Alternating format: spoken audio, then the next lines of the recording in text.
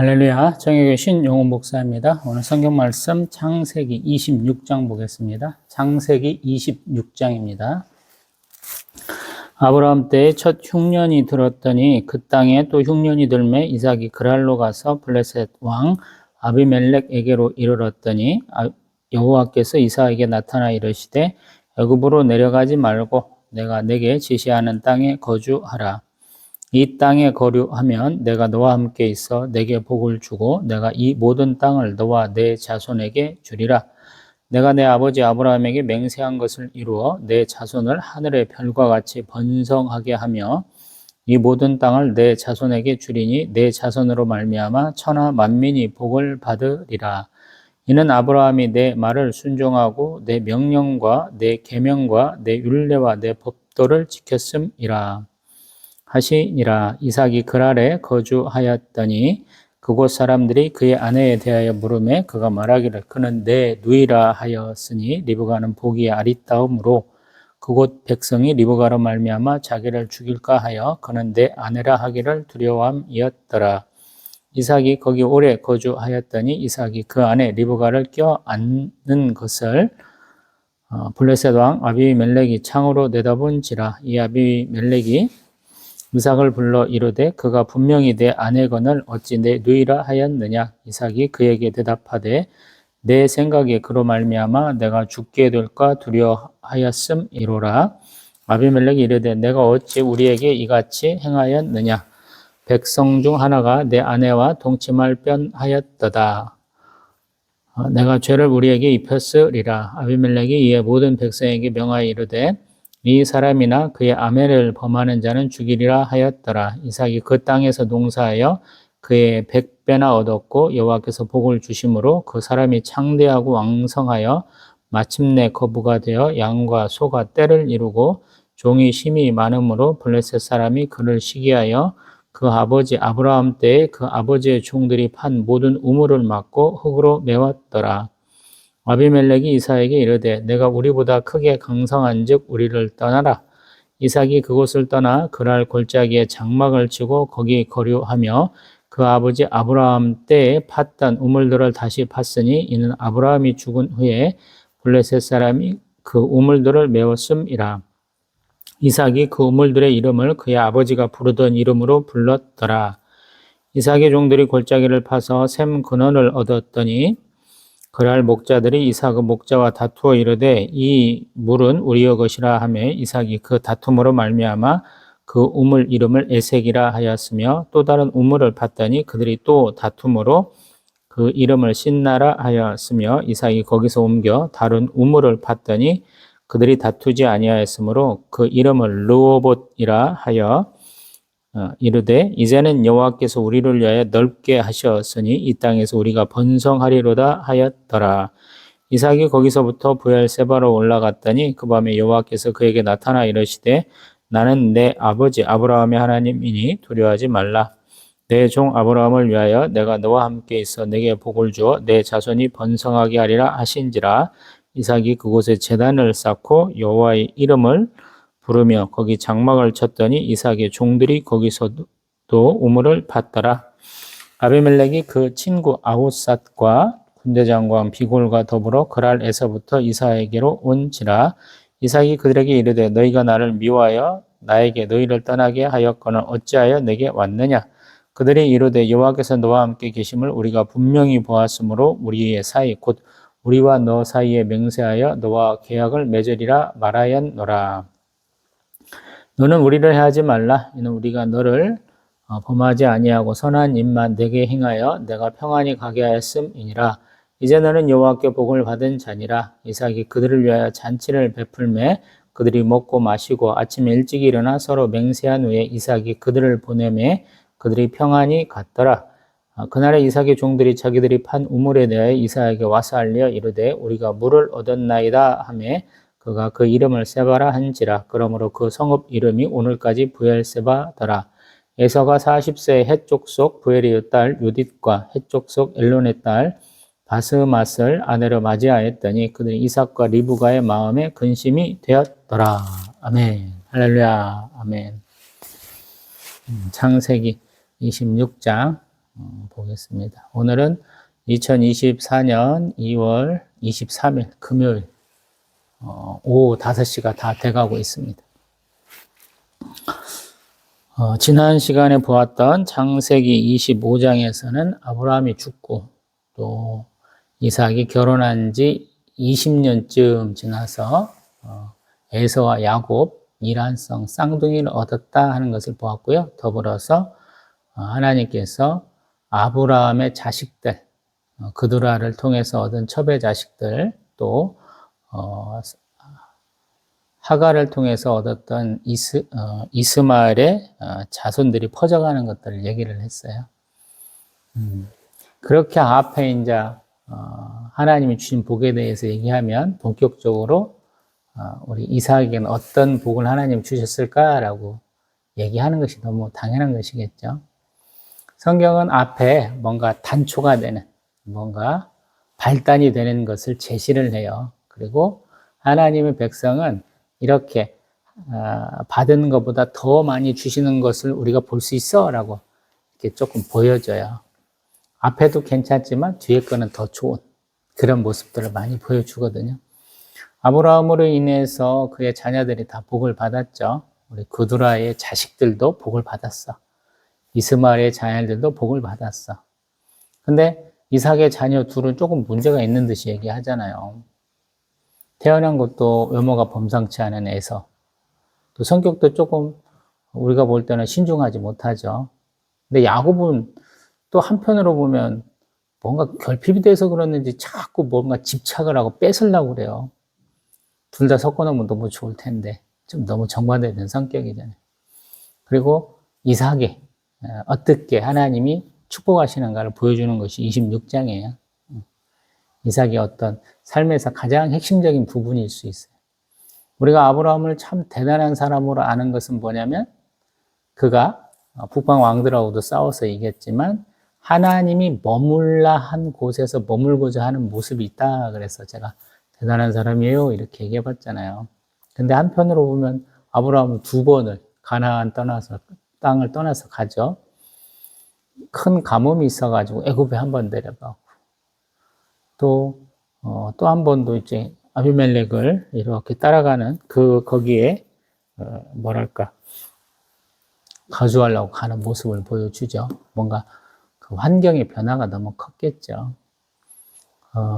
이런 것이 생각이 나는 것 같아요. 항상 지중해변에는 이렇게 비가 많이 내려와요. 근데 유대 산지쯤 가면 비가 적어요. 우리 영동, 영서로 강원도를 나눠갖고 얘기하잖아요. 폐엔 현상, 뭐 이렇게 얘기를 하잖아요. 그래서 비를 다 떨고 버리면 그 비가 없는 마른 그 바람들이 가면 그 다음 지역은 더 건조해 버리잖아요. 여기도 똑같은 현상이 일어나거든요. 그래서 어쩔 수 없이 이렇게 푸른 풀밭이 있고 또 물이 있는 지역으로 가물 때는 이동할 수밖에 없는 것이죠. 이 얘기를 몇 차례 했잖아요. 양들을 치면 어쩔 수밖에 없다고요. 비가 있는 철, 대개 이제 우리나라로만 3월, 그 다음에 이른 비가 내리길 바라는 것이 이제 초막절 부근인데 그때가 대개 9월쯤 되거든요. 그러니까 우리 대개 이제 9월부터 시작해서 한 5월 때까지, 오순절까지, 7.7절까지 비가 오면 참 좋거든요. 농작물이 잘 자라거든요. 근데 그러지 못할 경우 어떻게 하겠느냐라는 거예요. 척박한 땅일수록 물이 없으면 더 고통받고 뭐가 안 자라고 그러잖아요. 제가 보았던 유튜브 중에서는 하나는 독일 사람들이 아프리카 지역의 그 사막화된 땅을 어떻게 우리가 좋은 땅으로 바꿔볼까 해서 연구해서 만든 게 있더라고요. Just dig it. 뭐냐면 dig는 이렇게 판다는 거예요. 물론 이제 우리 배구 오다 보면 dig 그래서 공이 막 떨어질 때 가서 딱 받아 올리는 것을 dig라고 그러잖아요. 근데 dig은 원래는 판다는 뜻이에요. 어떻게 파냐면 되게 한 몇 미터를 이렇게 파는 것 같아요. 땅을 쫙 파놓으면 우기에 비가 내려가지고 거기가 웅덩이가 되더라고요. 쭉 들어간 땅이 웅덩이가 돼갖고 거기에 물을 머금고 거기에다 뭐 작물을 심는다든가 뭐 그냥 놔두기만 해도 거기에서 식물이 자라면서 그 식물이 습기를 유지하고 그 식물들이 더 커져가면서 점점 그 땅이 푸른 풀밭으로 바뀌는 모습을 보게 되더라.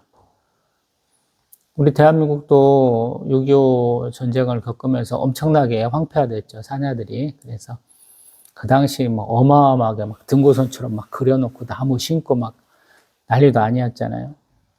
제가 어렸을 때 기억해 보면, 제가 김제 평야에서 자랐는데, 김제 평야에도, 플라타나스 나무를 많이 심었던 것 같아요. 수로 옆에다가. 왜 그렇게 심었는지 모르겠는데, 누가 심자고 그래서 심었겠죠. 엄청나게 큰 것들 엄청나게 다 비어서 없앴죠.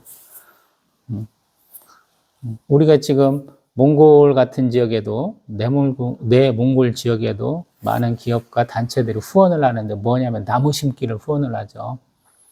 나무 심고 거기다가 물을 정기적으로 줘보니까 그게 숲이 되더라. 그런 거잖아요. 제가 기억하기로는 울란바토르라고 몽골 수도 근방에다 우리가 녹지를 조성하고 있는 것으로 생각이 되거든요. 기억이 나거든요. 뭐 그런 것 같아. 여기는 그런 개념이 없잖아요. 몽골 사람들이 특별하게 그런 개념이 없는데 뭐 때문에 그러냐면 땅은 넓은데 사는 사람이 적잖아요. 그리고 양이라는 그 식물의 특징이 뭐냐면 가만히 놔두면 위에 이파리만 이렇게 뜯어먹는 게 아니고 뿌리까지 파먹어 버린다는 거예요. 양이 그래서 한 자리에 오래 머물도록 놔두면 그 땅은 그냥 초토화가 돼버린 거예요. 황폐화되고 사막화가 돼버린다 그러거든요. 그래서 그것들을 방지하려면 어떻게 해야 돼요? 가야 되잖아요. 우리 이제 이스라엘의 그 황량한 땅이 뭐 비만 오면 꽃들이 가득한 것을 보여주는 우리 사진들도 있잖아요. 뭐 그러한 현상은 저기 알래스카 같은 극지방에서도 일어나는 일이죠. 약 한 달 정도 여름이 되는데 꽃들이 막 피어나고 그래 가서 사는 사람도 어쩔 줄 모르겠지만 관광객들은 가서 막 그 기간 동안에 모기가 엄청 나갖고 고생을 많이 한다 그러잖아요.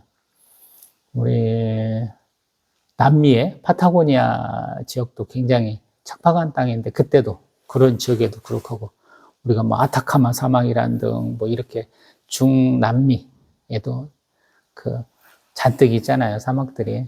남아프리카 대학에도 그 대륙 밑에도 나미비아 사막이든지 뭐 잔뜩 있잖아요. 모래만 있고 바위만 있는 곳인데 갑자기 비가 오면은 그냥 꽃이 쫙 펴갖고 꽃밭이 되는 그런 지역들이 있는 것이죠. 그래서 가문다, 기근이 들었다 그러면은 어쩔 수 없이 옮겨야 되는 거예요. 가축을 가진 사람은. 유튜브 같은 데나 아니면 방송 매체를 통한 동영상도 보면 자기가 능력이 안 되면서 가축들을 이렇게 사육하다 보면 아무것도 안 먹이면 뼈만 남아서 죽잖아요. 그런 꼴을 못 보니까 가물에는 도망갈 수밖에 없는 거예요. 자기 지역을 떠나서. 그리고 항상 가물면 뭐가 더 같이 오냐면 그 병충해가 같이 와요. 한쪽은 이상하게 다 물이 없는데 한쪽에는 반대로 메뚜기 같은 게 잔뜩 번식을 해요. 그래서 그것들이 짜져갈 내버려요. 지금 우리 창세기 26장에 나온 얘기는 아브라함 때 겪었던 흉년, 그것을 똑같이 우리 이삭도 겪었고 그래서 아비멜렉한테 갔다라는 거, 그랄 땅으로 갔다라고 얘기를 해요. 근데 그 다음 내용을 2, 3, 4, 5절을 보면 하나님이 뭐라고 그러냐면 애굽 땅으로는 가지 마 이렇게 말씀하셔요. 아마 애굽 땅에는 뭐가 문제가 많아서 하나님이 가지 말라 한 것이고 뭔가 그 아브라함과 조카 롯이 이렇게 목자들 때문에 싸운 것도 있지만 아마 영적인 문제도 많이 있었기 때문에 하나님이 적극적으로 말리신 게 아닌가 싶기도 해요. 하나님은 이 이삭에게도 하나님이 말씀하신 것을 지키면 자기가 가라 한 땅으로 가서 거기서 삶을 살면 아브라함에게 하신 그 축복을 이어서 주시겠다 하시면서 우리 3절에 내 아버지 아브라함에게 맹세한 거 주겠다. 자손도 주겠다 그래요. 참 재밌죠? 그래서 우리 25장에서 보던 내용과 26장에서 보는 내용은 시간 간격이 좀 많이 떨어져 있다라고 보면 좋아요. 단순하게 막 붙어 있어갖고 애들 어렸을 때, 우리 에서와 야곱이 어렸을 때 이삭이 애들 데리고 옆 동네로 이사 갔어 이런 개념이 아니다라는 거예요. 조금 세월이 지난 다음에 얘기다라고 생각하면 좋을 것 같아요. 아니면 반대로 제가 항상 성경에서 한 얘기를 앞에도 붙이기도 하고 뒤에도 붙이기도 한다 이런 표현을 했는데 아기를 낳기 전인가도 몰라요. 사실은. 왜냐하면 자녀에 대한 언급이 여기 있거든요. 뭐라고 하냐면 4절에서 내 자손을 하늘의 별과 같이 번성하게 하리라 그래. 이때는 자녀가 없을 수 있다라는 거예요. 아브라함도 자녀가 없으니까 자기 아내 사라를 항상 내 누이다라고 얘기를 했잖아요. 애고방 바로한테도 그러고 또 아비멜렉한테도 그러고. 여기도 똑같은 상황이라고 가정해보면 아직 이삭이 20년 동안 자녀가 없었을 때 겪는 내용인지도 모르겠어요. 근데 뒤에 내용을 또 보면은 아브라함이 죽은 후에 그가 팠던 우물을 덮었다라고 얘기를 하거든요. 또 그렇게 가정을 해보면 아브라함이 죽었을 때 벌써 자녀 둘이 있었을 때거든요. 그러면 그 자녀들을 통해서 손주가 아직 생기기 전이다. 이렇게까지도 해볼 수 있는 거예요. 그래서 성경이 좀 어려워요. 제가 생각할 때는. 아이, 딱딱 정해놓고 이때는 이런 일이 있었어 라고 얘기하면 얼마나 좋아요. 근데 성경은 그렇게 얘기하지 않는다라는 거예요. 우리가 굉장히 중요하게 생각하고 있는 포인트들을 성경은 얘기하지 않아요. 지금 시간에 대한 문제. 지금 이삭이 그랄 땅으로 간 것이 지금 에서와 야곱을 낳은 후냐 아니냐 이 두 가지의 갈림길이 좀 있다. 두 가지의 어떤 시점이 있겠다 하는 얘기를 지금 하고 있는 거예요. 그리고 또 얘기해야 될 것이 왜 뺐나 아브라함이 만났던 아비멜렉을 이삭이 만났어요? 이렇게 할 수 있냐라는 거죠. 아니에요. 아비멜렉은 왕의 칭호예요. 왕의 칭호. 아비멜렉도 왕이에요. 왕. 근데 왕의 이름은 없고 그냥 아비멜렉으로 통칭해서 쓰는 거예요. 성경에서 어떤 사람은 굳이 이름을 밝혀주고 어떤 사람은 이름을 안 밝혀줄 때가 있거든요. 우리 룻기에 가면 이름 자체가 없어서 아무개 그래. 아무개. 이런 경우가 많아요. 그래서 어떤 사람의 이름을 하나님이 직접 바꿔주신다. 그 사람의 이름이 개명됐어. 그러면 굉장한 사건이에요. 우리 호세아가 여호수아 된 것도 굉장한 사건이거든요. 베드로 사도가 시몬이 된 것도 굉장한 사건이고. 그래서 그것만 또 봐도 은혜가 많이 됩니다. 이삭도 마찬가지. 하나님 이름을 주셨잖아요. 미드는 안 맺는데 나는 아들을 주겠다라고 말씀하셨고 실제로 이렇기 때문에 그 이름 이삭이 되는 것이죠. 웃다라는 뜻, 웃음이라는 뜻의 이삭이 되는 것이죠. 조금 더 봅니다. 왜 천하 만민이 복을 받게 되느냐 아브라함을 통해서 그 얘기를 쭉 하고 있고 아브라함이 너희 아버지니까 너도 복 받는 거야 하시면서 구체적으로 하신 내용이 5절에 아브라함이 내 말을 순종하고 내 명령과 내 계명과 내 율례와 내 법도를 지켰다 이렇게 말씀하죠. 그러니까 하나님이 주시는 복을 온전히 받을 수 있는 가장 좋은 방법이 뭐냐면 준행, 순종, 충성 이렇게 말할 수 있어요.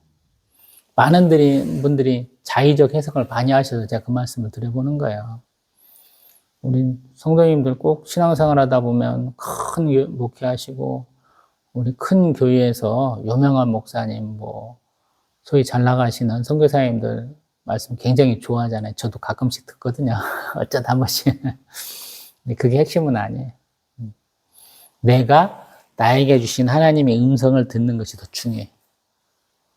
왜냐하면 그분들은 그분들의 사역을 얘기하는 거거든요. 저도 마찬가지고 제 사역 얘기하고 제 느낌 얘기하는데 저하고 우리 청야 교회 이 유튜브 동영상을 보시는 우리 청취자하고는 관계가 없잖아요. 어떤 경우에는. 그래서 그냥 참고사항이에요. 참고사항. 내가 하나님 앞에 직접 묻고 하나님이 뜻을 깨달아서 그대로 행해야지 복을 받는 거예요. 지금 그 얘기 해주시는 거예요. 모세가 하나님 만났을 때 자손 3, 4대까지 하나님이 복을 주시겠다 그랬는데 한편으로 보면 아버지의 죄를 자식에게 묻지 않는다 그러시거든요. 어떤 사람이 하나님 앞에 신실하면 하나님이 어떤 사람을 기억하게 하는 역할을 하게 하시는 거죠. 그게 중보자, 중계자라는 개념으로 성경에 몇 군데가 언급이 돼요. 주로는 우리 대선지자들 언급하면서 다루면서 그 얘기를 제가 더 많이 할 거예요. 내가 어떤 사람의 이름을 불러서 하나님 앞에 기도를 열심히 하면 하나님이 그 사람을 지켜볼 거 아니에요. 그러면 그 사람이 하나님이 기뻐하실 만한 일들을 많이 하는 사람, 하나님 그냥 사랑하기에 합당한 사람이면 그 사람은 복을 받을 거지만 그렇지 않으면 어떻게 되겠어요? 저는 더 벌을 받지 않을까 이 생각을 해요. 아브라함의 조카 롯이 사는 지역 소돔과 고모라가 하나님 앞에 범죄해서 하나님이 심판하시려고 아브라함 들렀다가 두 천사가 가서 실제 어떻게 행해지는지 다 보고 나서 심판을 행하시잖아요. 대개 하늘에서 떨어지는 불이 성경에서 말하는 가장 큰 심판의 어떤 수단이고 하나님의 그 위력 행사예요. 근데 그거 실제로 이루어지잖아요. 그래서 아무리 유명한 목사님, 아무리 신실하신 선교사님한테 부탁해도 내가 잘못 살면 안 된다라는 것을 인식을 하시고 내가 하나님 앞에 신실하도록 노력을 해야 돼요. 예수님의 그 치유상을 보면 대부분 예수님이 가장 크게 칭찬하시는 게 뭐냐면 내 믿음이 너를 구원하였다 그래요. 스스로의 믿음이 자신을 구원할 수 있는 거예요. 그래서 항상 아무리 좋은 목사님, 좋은 선교사님, 또 좋은 우리 동료, 우리 성도님들한테 좋은 영향을 받아도 감동을 받아도 내가 잘해야 되는 거예요. 내가 잘해야 되는 거예요. 이삭이 지금 그런 얘기를 해주는 거잖아요. 26장에서. 제가 느끼는 감정은 그렇거든요. 하나님이 아브라함을 굉장히 칭찬하셔요. 지금 2, 3, 4, 5절만 갖고 칭찬하시는 게 아니고요. 24절에 가면 내 종 아브라함 이렇게 표현하셔요. 어떤 곳에는 내 벗이라고도 표현을 하셔요. 이런 게 가능하겠느냐라는 거예요. 내 종이라는 표현은 성경에서 구약에서는 그렇게 많지 않아요. 지금 창세기 26장 24절에서 내 종 아브라함이라 하셨고요. 또 우리 민수기 12장과 우리 여호수아서 1장에서 모세를 내 종이다라고. 그리고 사무엘하 7장 가서 내 종 다윗이다 표현을 해요. 이렇게 평가받는 사람이 없다는 거예요. 근데 그렇게 평가를 받는 사람의 자녀인 이삭도 하나님 앞에 열심을 다해야 돼. 안 그러면 복이 없는 거. 그가 지금 하나님의 시험처럼 당하는 걸 보세요. 아브라함도 물론 이런 경험을 겪었지만 아버지가 팠던 우물을 가서 다시 한번 파기만 하면 와서 뺏고 그 짓을 지금 한 3차례 하잖아요. 아비멜렉이 하나님이 너와 함께 하시구나. 너희 아버지하고 내 위에 왕이 언약을 맺었는데 나도 그렇게 같이 언약 좀 맺자 하는 날 언약 맺고 돌아가면서 이삭에게 들려온 얘기가 뭐냐면 우물 팠더니 물이 나왔어요 라는 거예요. 4번을 파는 거예요 사실은. 이게 엄청난 축복이에요. 건조한 땅에서 우물이 있다는 것은 그런 엄청난 축복이다라는 거예요. 대한민국은 복받은 땅이어서요. 깊이 파면 물이 나와요. 근데 다른 나라 땅은요. 열심히 파도 안 나오는 땅들이 있다고 그래요. 그래서 참 우리가 복받은 땅에 사는 것이고 우리가 하나님이 말씀하시는 하늘에서 내리는 비, 이슬, 눈, 우박 이런 것에 대한 축복을 잘 모르는 경우가 많아요. 근데 성경은 그러한 복에 대해서 굉장히 얘기해 주는 거죠. 제가 얘기했잖아요. 이스라엘의 가장 발전하는 과학기술 중에 하나가 점적수. 호수에다가 구멍을 바늘구멍처럼 뚫어가지고 거기서 한 방울씩 똑, 똑, 똑 떨어져서 물 많이 안 쓰고도 살아갈 수 있도록, 식물이 살 수 있도록 한다고. 예루살렘에 갔더니만 눈여겨봤는데 가로수에도 호수에다가 물 이렇게 구멍 뚫어놓은 것을 하나씩 연결을 해놨더라고요. 근데 확실히 물이 없긴 없는가 봐요. 제가 본 것들은 막 우리 대한민국 같으면은 그 여름철에 얼마나 식물들이 잘 자라요. 비가 오고 따뜻하니 막 식물들이 엄청 잘 자라잖아요. 근데 거기는 뜨겁긴 한데 잘 자라지는 않더라고요. 그만한 것 같아요. 그 정도 매일 물 주면 엄청 커야 될 텐데, 이스라엘은 확실히 하나님이 도우심이 없으면 적과 꿀이 흐르는 땅이 못 되는 땅이에요. 하늘에서 비가 내리면 그 비가 땅에 이렇게 담겨 있어야 되는데 또로로로 흘러가고 저 낮은 곳으로 가버리는 그런 곳이다라는 생각이 듭니다. 우리 25절에는 또 뭐라고 하냐면 하나님 앞에 제단을 쌓고 여호와의 이름을 불렀다라고 해요. 아브라함은 가나안 땅에 와가지고 그런 일들을 참 많이 했죠. 근데 이삭은 그건 한 거예요. 아버지 돌아가시고 나서 내 삶의 형편이 어려워져가지고 아비멜렉이 사는 그 그랄 땅에 가가지고 온갖 다툼을 다 이겨내고 하나님이 나를 돌보시고 계시구나, 나와 함께 하시는구나 라고 믿어지면서 제단을 쌓기 시작한 거예요. 그래서 이게 신앙이라는 것이 바로 전해지질 않아요. 제가 부자 3대가 다 목사여도 아들내미가 하나님의 그 하나님 상을 잘 못 매줄 수 있다 이런 얘기도 해봤잖아요. 성경에 보면 아버지가 아무리 훌륭해도 자녀는 달라요. 내가 하나님을 믿는 그 믿음과 하나님의 뜻대로 행한 것에 대해서 하나님이 따로 평가를 하시더라라는 거. 우리가 기드온 사자 얘기하는데 기드온과 그의 아들 다르죠. 당연히 달라요. 기드온의 아들 요담과 아비멜렉이 다투는 거 보세요. 전혀 다르잖아요. 그래서 성경은 그 얘기를 하는 거예요. 하나님은 누구누구의 하나님 이렇게 말씀을 많이 하셔요. 모세오경에서는. 지금은 아브라함의 하나님이다 말씀하시거든요. 근데 우리가 볼 때는 하나님은 나의 하나님, 저는 이름이 신용훈이니까 신용훈의 하나님이기를 원하시는 거예요. 물려받은 그냥 듣기만 했던 그런 믿음이 아니고요. 내가 스스로 감사하고 내가 스스로 깨달아서 하나님 앞에 나오기를 원하신다라는 거예요. 우리 모태신앙들 엄마 아빠 따라다니면서 쭉 신앙생활을 하다 보면 신앙이 그런가 하고 무덤덤하시다는 분들이 있잖아요. 근데 내가 어느 순간에 하나님을 내가 온전히 깨닫게 됐어 이런 표현들, 간증들 많이 하시잖아요. 그런 거랑 똑같은 거예요.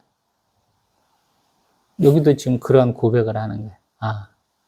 내가 이제 깨닫게 됐어요.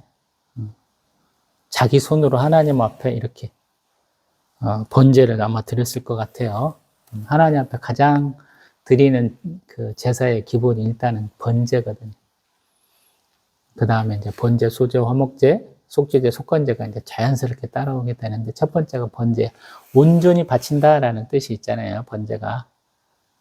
그러면서 그 번제 안에 내가 내 삶을, 내 생명을 하나님께 드립니다라는 뜻이 담겨 있는 것 같거든요. 그래서 이렇게 되는 것 같아요.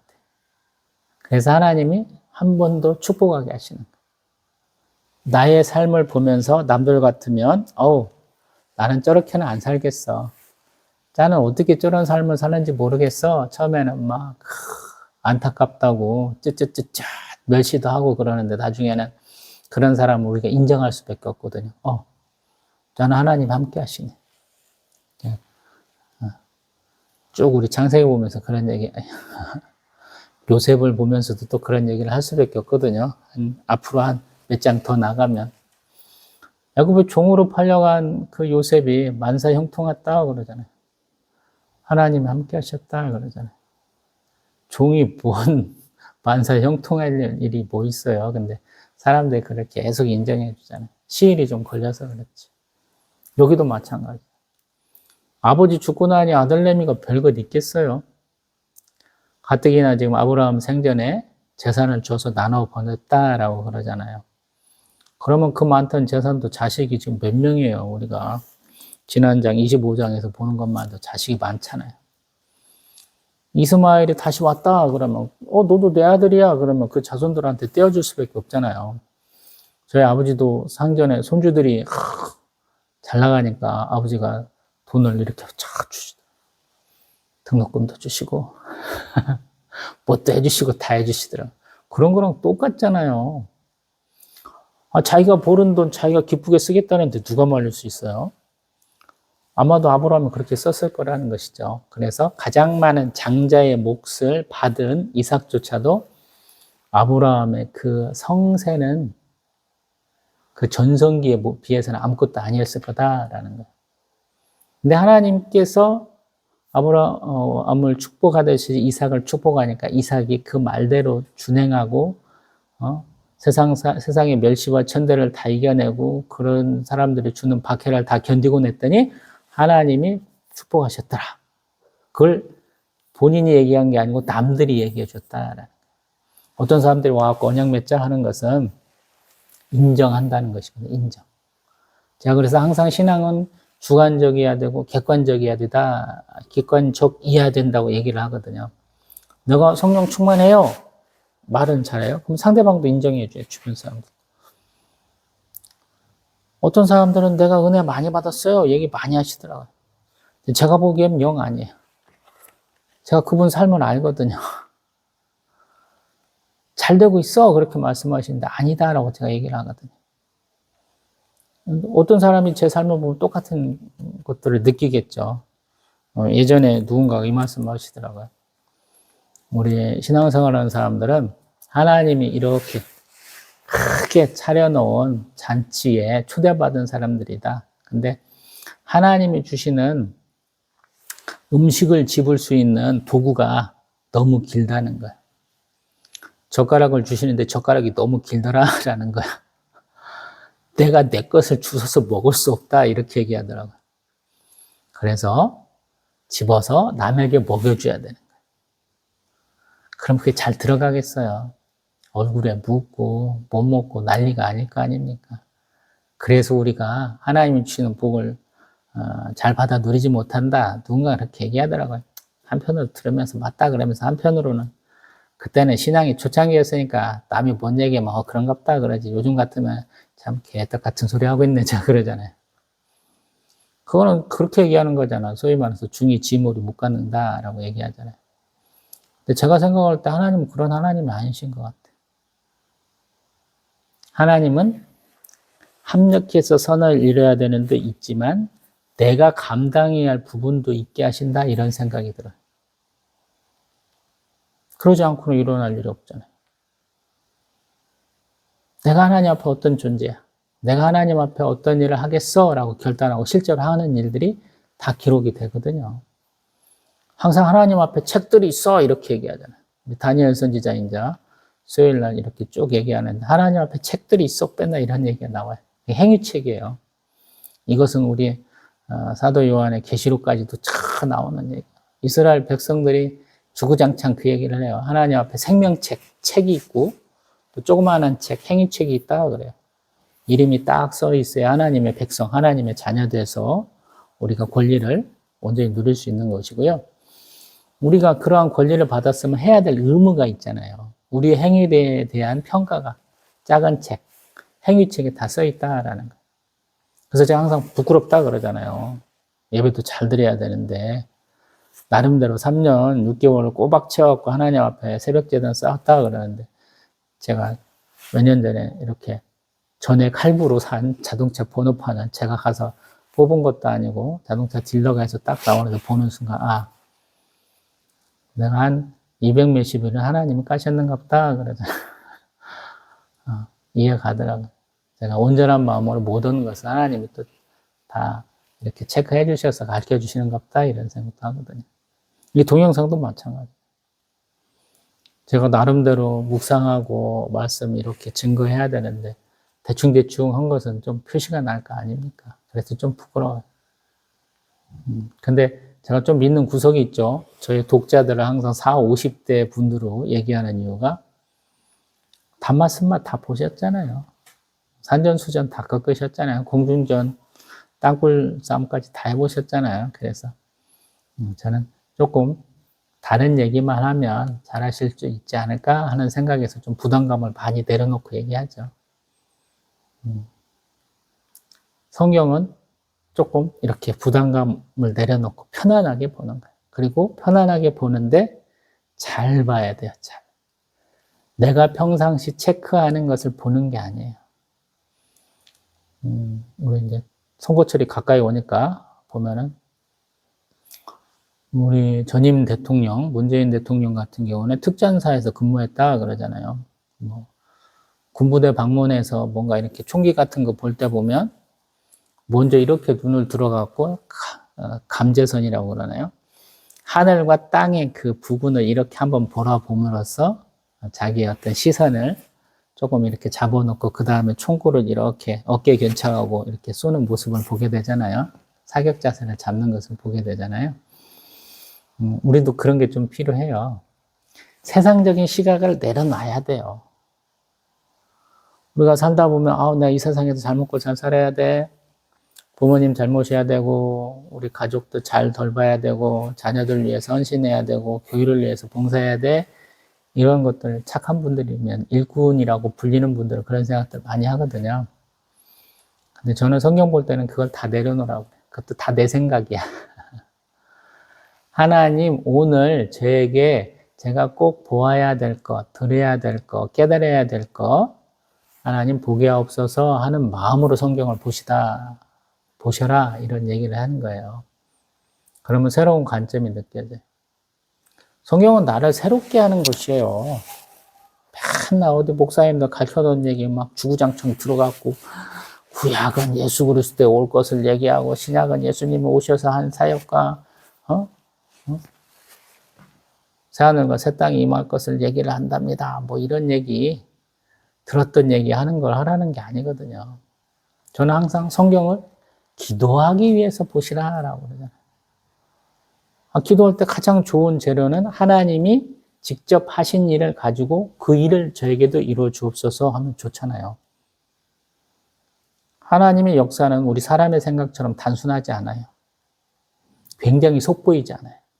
어떤 사람들은 앞에서 실실실실 웃고 다니는데 그 웃음이 가짜 웃음이라는 것을 보는 순간부터 아는 사람들이 제법 많아요. 소위 말해서 우리 성경에서는 영들 분별함이라 말하시는데 그런 게 제가 신앙생활 초창기에는 못했습니다만은 제가 세상의 색채를 많이 지우려고 길거리 장사하면서 터득한 그 인물 평들을 지우려고 굉장히 많이 노력을 했는데 영들 분별함을 놓으니까 그 세상적인 판단보다 조금 더 깊어지더라고요. 저도 잘 몰랐는데 제가 기도하는 중에 새벽 예배에 꼭 단골 문구로 들어갑니다. 영들 분별함. 깨닫게 되더라고요. 제가 예전에 한일장신대 다녔을 때 어떤 사람이 찬양하는 거 먹고 사단마귀가 노래하는 거야 이렇게 말하는 분이 있었다고 그랬잖아요. 그거랑 똑같은 일들이 벌어지더라고요. 그래서 항상 나를 내려놔야 돼요. 하나님의 음성에 추중해 보려고 성경을 보는 거예요.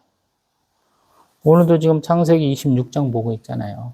뭐에 대해서 내가 포커스를 집중할 것이다. 집중할까? 이것이 중요하다는 것이거든요. 하나님은 한 단어를 쓰실 수 있고 어떤 상황을 쓰실 수도 있고 어떤 한 인물의 삶을 쓰실 수도 있어요. 심지어 내가 이렇게 보고 있는 이 상황을 쓰실 수도 있어요.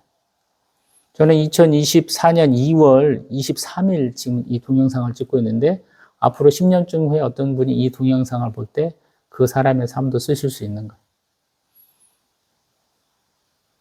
그것은 하나님의 뜻이기 때문에 하나님이 자존하시고 유일하시고 불변하시고 무한하신 우리 피조물과는 전혀 다른 속성을 가진 그 하나님이시기 때문에 가능한 일이거든요. 여기 아비멜렉이라고 하는 아브라함이 누군지 들었었고 현재 이삭이 어떤 삶을 살고 있는지 아름아름 알고 있는 사람들을 하나님이 이삭을 통해서 이기게 하시잖아요. 하나님의 종, 하나님의 사람은 하나님이 이렇게 축복하신다라고 얘기를 하잖아요. 그래서 조금만 문제가 있으면 세상 사람들한테 고개 숙이고 다니는 우리 믿는 분들 되게 많죠. 술 한잔해. 담배 한 대 피워야지. 룸살롱 가야지. 따라가는 놈들 얼마나 많은지 몰라요. 이상한 년들도 얼마나 많은지 모르요. 그런 거 하지 마시라고 하는 거예요. 이겨내시라고. 다퉈서 지지 말고 속상해하지 말고 또 싸우라는 거예요. 제가 사회생활 많이 안 해봐서 이런지도 몰라요. 근데 아마 성령의 감동으로 술, 담배 안 하고 기집질, 서방질 안 해도 맨날 비난, 정죄, 헤아림으로 남들 깎아내리지 않아도 하나님이 쓰실 때가 있을 거예요. 누구는 그러잖아요. 높이 올라가는 게 빨리 떨어진다고. 승진 빨리 한다고 좋은 게 아니잖아요. 대기업에서 근무하면 뭐예요? 스카이 나오면 뭐합니까? 안 되는 건 안 되는 거지. 그래서 그런 거예요. 조급해하지 말고 건다고서 나태해갖고 널브러지지 말고 우리의 길을 차근차근히 가다 보면 하나님이 축복하실 거다라는 거예요. 우리 하나님 복은 막 어느 날 갑자기 막 국지성 소나기처럼 쏟아지는 때도 있는데 대부분은 이른 비와 늦은 비, 복된 소낙비를 통해서 눈과 이슬을 통해서 차근차근 주어지는 거예요. 하나님이 내 삶에 그냥 개입하셔서 막 어느 날 갑자기 막 무슨 일이 그냥 뻥 터지듯이 됐으면 좋겠습니다. 로또가 그냥 한 방에 빡 당첨됐으면 좋겠습니다. 할 수도 있겠지만 대개는 천천히 이루어진다는 거.